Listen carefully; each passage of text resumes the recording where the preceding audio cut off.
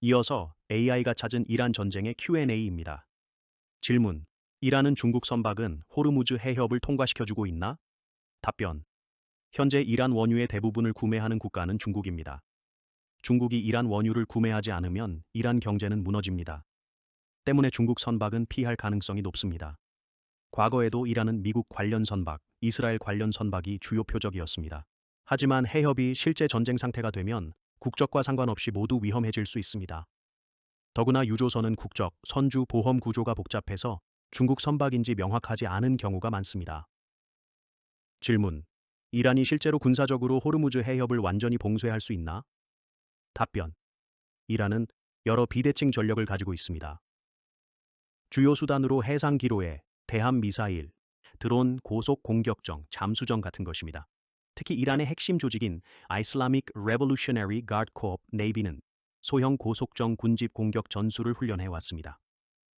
호르무즈 해협은 40km이지만 실제 항로는 약 3km 좁습니다. 그래서 지정학적으로 봉쇄에 유리합니다. 그래서 단기간 봉쇄는 가능하지만 이란이 공격을 시작했기 때문에 보험사는 운항을 중단시키고 유조선은 통행을 하지 않게 되겠지요. 하지만 장기적인 봉쇄는 불가능합니다. 미군의 해군력은 막강하기 때문이죠. 기뢰가 깔리면 미국, 영국, 프랑스 해군이 기뢰 제거 작전을 합니다. 과거에도 이런 작전은 여러 번 있었습니다. 둘째는 해협이 막히면 이란도 석유 수출에 타격을 받기 때문에 자해적 전략일 수밖에 없습니다. 이란은 해상교란 작전을 펴면서 수일에서 수주간 봉쇄를 할 것입니다. 2주간만 호르무즈 해협이 막혀도 유가와 주식시장은 크게 영향을 받습니다. 해협이 봉쇄되면 유가가 오름으로 이란이나 미국은 단기적으로 비싸게 기름을 팔 수 있으므로 수익은 좋아지지만 이란은 더욱 심한 군사공격 위험에 노출되고 이란도 원유 수출에 타격을 받습니다. 세계 최대 산유국인 미국도 엑슨모빌, 쉐브론 같은 미국 기업은 수익이 증가하겠지만 미국 전체 경제에는 악재로 작용합니다. 인플레이션, 금리 상승, 소비 감소가 발생합니다. 1970년 오일 쇼크, 2008년 오일 급등 때에도 미국 경제는 큰 타격을 받았습니다. 질문. 미국은 호르무즈 해협을 풀기 위해 어떤 작전을 쓰는가? 답변.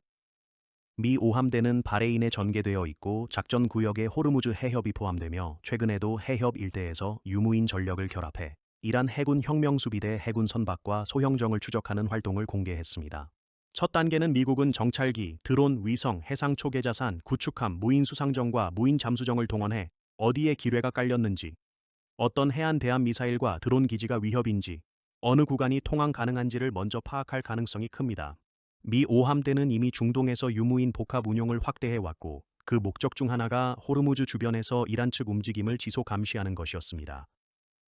둘째는 호르무즈를 막는 가장 현실적인 수단 중 하나가 기뢰이기 때문에 미국과 동맹국은 기뢰 탐색 식별 제거를 최우선으로 둘 가능성이 높습니다.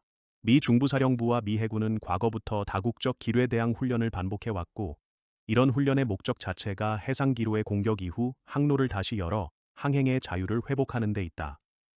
최근에도 미영 해군은 중동 인근에서 양자 기뢰 대항 훈련을 실시했습니다. 셋째는 호송선단 재가동입니다. 항로 일부가 확보되면 미국은 유조선을 개별 항해시키기보다 군함 호위하에 묶어서 통과시키는 방식을 택할 가능성이 높습니다. 이건 새로운 개념이 아니라 이란 이라크 전쟁기의 작전 어네스트 윌에서 실제로 사용된 방식이며 미 해군 공식 역사도 이를 제2차 세계대전 이후 최대 규모의 해군 호송 작전으로 설명했습니다. 넷째는 이란의 봉쇄 수단을 원거리에서 무력화하는 것입니다. 미국은 해협을 열기 위해 반드시 이란 본토 깊숙이 대규모 지상전을 할 필요는 없고 대신 해안 대함 미사일 포대, 드론 발진지, 고속정기지, 레이더, 지휘통제시설, 기뢰부설 전력을 공습 미사일 타격으로 약화시키는 선택을 할 가능성이 높습니다. 이는 1988년 미국이 이란의 기로의 위협과 공격에 대응해 수행한 Operation Praying Mantis 같은 과거 해상공중 중심 대응의 연장선으로 볼 수 있습니다. 다섯째는 미국은 이 문제를 미국 단독 전쟁처럼 보이게 하기보다 영국과 걸프 산유국, 그리고 이미 바레인 중심으로 훈련해온 다국적 해군 협력 체계를 활용해 국제 해상교통로 보호 작전으로 만들 가능성이 큽니다. 실제로 국제 해상훈련과 기뢰대항 훈련은 수십 개 파트너국이 참가하는 구조로 운영되어 왔습니다. 최근 이란의 자살고속정이 유조선을 격침했는데 자살고속정은 소형 보트 군집 전술로 여러 대의 작은 보트로 동시에 공격하는 방식입니다.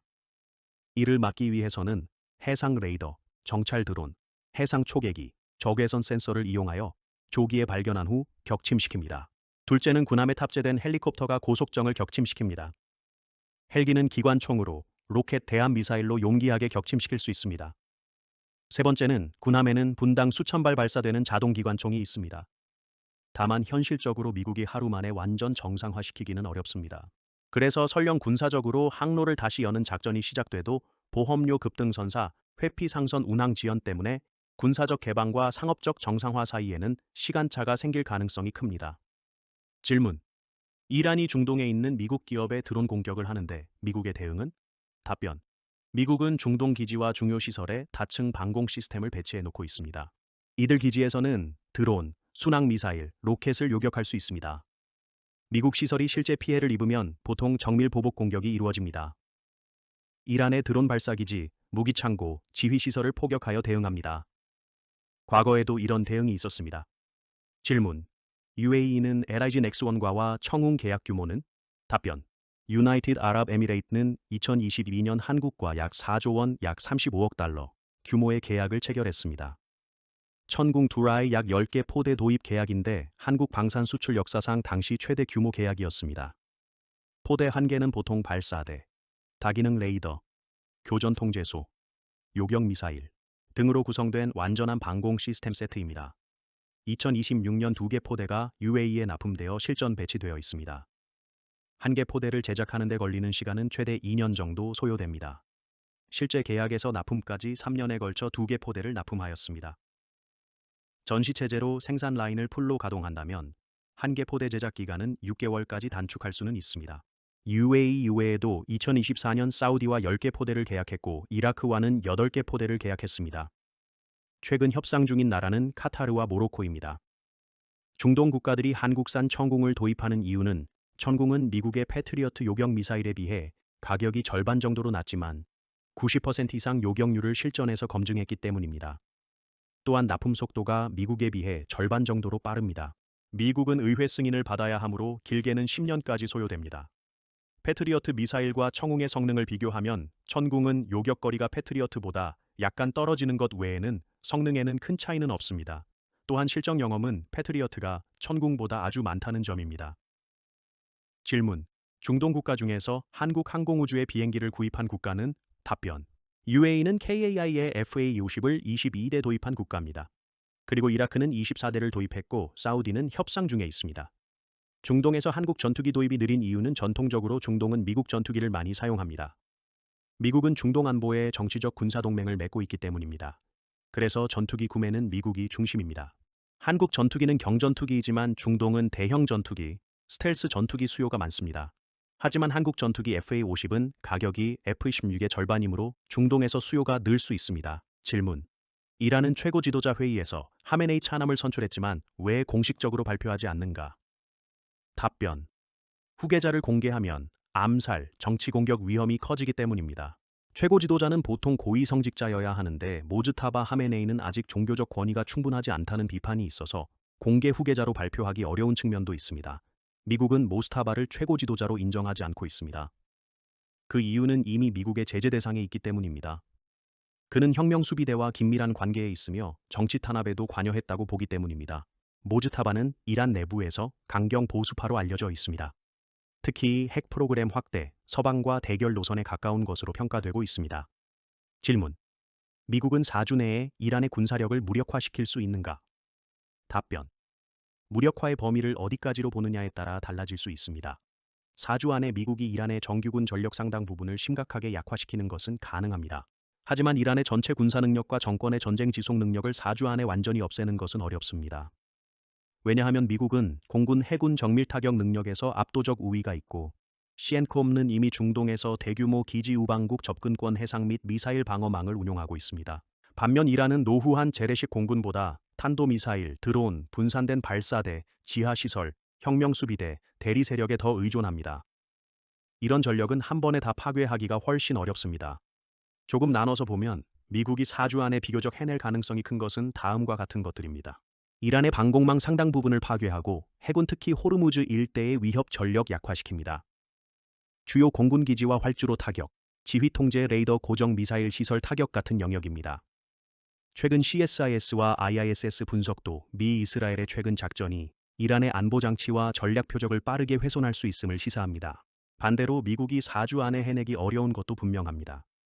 이란 혁명 수비대는 IISS 기준 19만 명 이상 규모로 지상군만 15만 명 이상이고 전국 31개 주에 분산돼 있다. 또한 바시즈 동원 세력, 이동식 미사일 발사대, 지하 저장 시설, 대리 세력 네트워크, 국내 치안 억압 체계까지 포함하면 군사력이 단순한 전차 전투기 숫자가 아닙니다. 그래서 정권의 억압 능력, 미사일 잔존 능력, 드론 대리전 능력은 4주 뒤에도 남을 가능성이 높습니다. 특히 가장 중요한 한계는 지상군 점령 없이 정권의 전쟁 지속 능력을 완전히 제거하기 어렵다는 점입니다. CSIS는 최근 미국의 중동 전개가 대규모 지상전이나 정권 교체용 침공을 수행할 정도의 규모와 능력은 아니다라고 분석했습니다. 즉 미국은 사막의 폭풍식 대침공보다는 사막의 여우식 집중 공습에 더 가깝게 행동할 가능성이 높다는 뜻입니다. 그래서 질문에 가장 정확히 답하면 이렇습니다. 4주 안에 이란의 정규 재래식 군사력을 크게 꺾고 공군 해군 방공망 일부 미사일 전력을 심각하게 훼손할 수 있습니다. 그러나 4주 안에 이란의 전체 군사력을 완전히 무력화하고 보복 미사일 드론 대리 세력 내부 억압 기구까지 제거하는 것은 어렵습니다.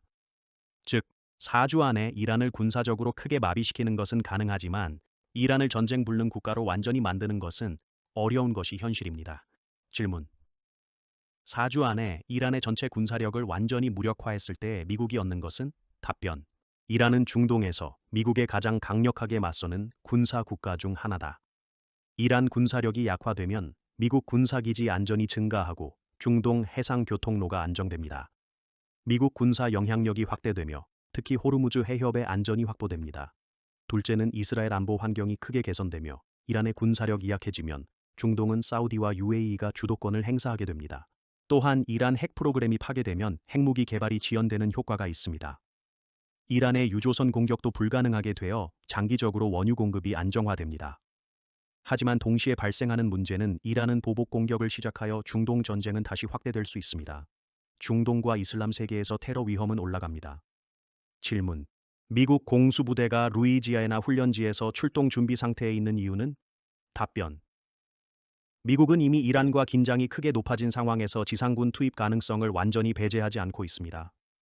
엘리트 공수부대인 82공수사단 관련 훈련이 갑자기 취소되면서 중동 투입 준비 가능성이 제기되었습니다.